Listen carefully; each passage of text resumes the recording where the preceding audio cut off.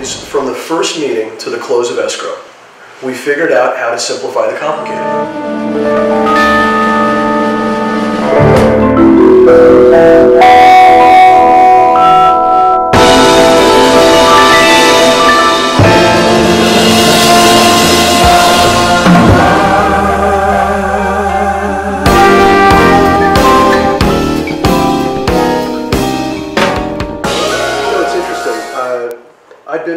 I've been working with Coldwell Banker for almost 15 years, and then left Coldwell Banker to work at Sotheby's. My commute has always been less than 5 minutes to the office, which has been fantastic. And in September of 2009, I got together with 4 good friends, and we started a company called Partners Trust. And it was one of the best decisions I ever made in my life. You know, the catalyst for starting Partners Trust was, the desire to work with people that I liked, to have a group of people together with a common goal, a common drive. And I find oftentimes in life when you surround yourself with people that you like and you have, a common goal and a common drive, the only option is success. And it's worked out beautifully. We started the company in September of 2009. Probably the abyss of the economy, and it just felt right. Flash forward to today, we've got 5 offices, 140 fantastic partners, and we did almost $1.9 billion in business last year, and it just keeps getting better.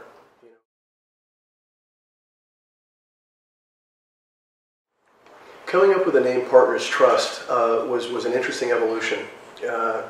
We've had so many meetings in our backyard. We live in Brentwood, and it's like a round table, and we meet often. And I remember sitting around, and each of us had our smartphones, and we had the thesaurus, and we were Googling just different names. Okay, how does this sound? How does that sound? Nick, one of my partners, said, well, partners, we're all partners here. And Richard said, and it was very tongue-in-cheek, well, you got to trust that. And so we just played with it. And the interesting thing about the name Partners Trust, with the name Trust, you have to get a clearance because it's synonymous with banking. And so it took us almost 6 months. To get the clearance on that, and the name is just stuck, and it's got it feels grounded, it's dependable, it's not flashy, and that's really who we are. We're just consistent and very dependable.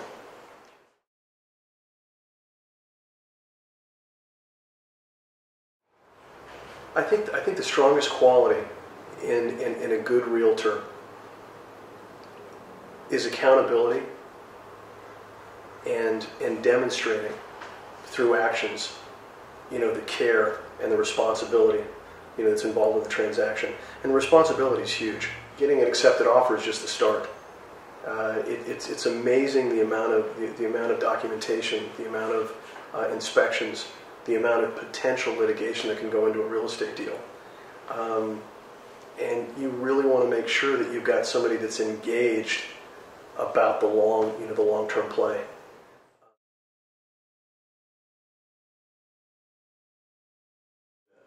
Today's climate in real estate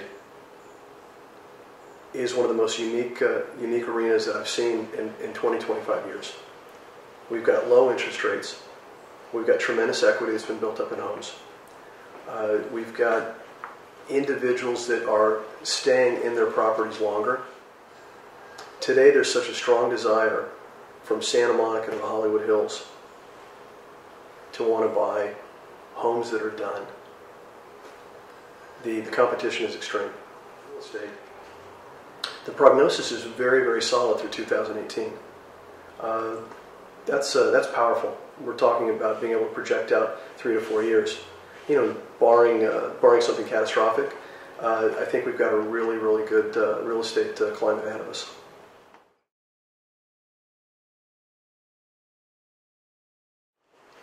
The most often asked question these days is technology. Does technology hurt you? As a realtor, are you concerned about it? Technology is here to stay. The ability for a consumer at 3 in the morning to search and get intimate details on the financing, on the configuration of the home, and the history of the home is available for everyone. We need to embrace that. And the way we embrace that is to educate our clients up front that they can have access to that information. And then our job is to help them process that information in order to get the best deal possible for them. We need to be consultants, and that's who we are. And the ability to be able to educate your client on the best design plan for a home, on the highest and best use of the space. It's the most important investment an individual can make. So we've got to honor that. And we've got to make sure that if they had to make a sale within the next 3 to 6 months, that they wouldn't have a 2 a.m. moment. They'd feel good about the process. And that's what we go through.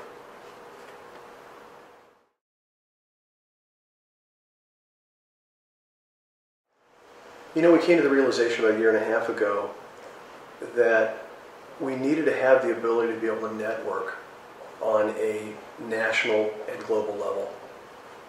And we wanted to be able to network with like-minded people.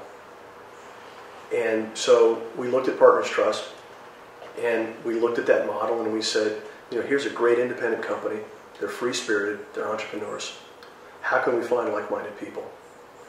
So we sat around, and we came up with the idea of creating a network of like-minded companies where they would have to be independent. They couldn't be part of a franchise. They'd have exclusivity in their market. And they would be able to freely exchange referrals, information about the city, and business practices. The great thing about leverage is that every company is vetted. And so if you like your realtor in Los Angeles, you're going to like the realtor we've got for you in Austin, Texas. Like-minded owners, like-minded companies. For consumers, it's one-stop shopping. They can go to leveragere.com, take a look at the different city sites, and get educated ahead of time. And they can reach out directly to a president in one of these companies and be referred to the best qualified person to be able to help them out. It's worked out very well.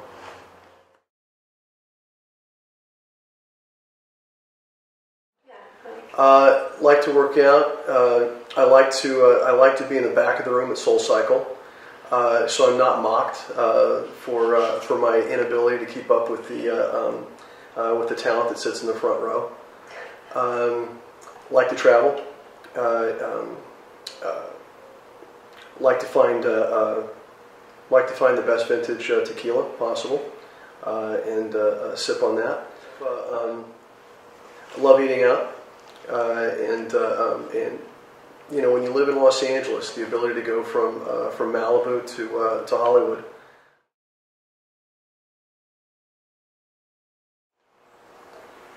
What we try to do when we go into a home is to look at it from a sophisticated buyer's angle.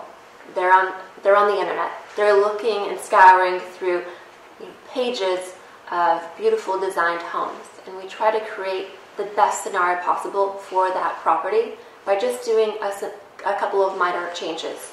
Paint, landscaping, choosing different decor inside the home. We love using Meredith Bear. Meredith has a keen eye, and her inventory is super luxe. And if you pair white walls in a home, which you can do no wrong with white walls, with luxe furniture, you're going to elevate the status of that property. I think where Ron and I separate ourselves from different agents is that when you're selling a home, you're competing against the best of the best in the market. And we're competing against traditionally new construction. Those homes are perfect. The designers have come in, they've chosen the product, and what we try to do with our homes is we try to make them look as close to new construction as possible. We kind of go in there and we find design flaws with the home, and we try to fix them. And as simple as that. So It's also, there's a lot of wear and tear on homes that happen. So as a consultant, you want to go through and point these out to people. When you're living in a home, you don't notice the small little things that day to day have accumulated. So scratches on walls, your dog chewing at a corner of a cabinet. Those are things that stick out in buyers' minds. I mean, buyers right now are they're so design savvy. I mean, HGTV, everyone's watching that, so you have to compete. And at night, people go on house.com or different sites, and they're putting together a catalog of ideas of what they'd like their perfect home to be. And so what we need to do is we need to create a canvas for them. And we need to say, this is a home which you can take those ideas that you scour late at night on the internet, and you can apply them here. So typically it's white walls. White walls, we love a good white wall because it really showcases the home. It blows the home up and makes the room much larger. Simple design choices like muting down the house color. We make the complicated look simple. We've got a 20-step process, that we go through, and depending upon, and typically I think our rule of thumb is that our clients get anywhere from a 5 to 10 times return on the money they put out, and it's significant, and it's worked well. We've been very successful over the years, and as long as our clients trust us, we'll get them the money that they want for the house. I think what we've got is the ability to simplify the complicated. It's exactly what it is.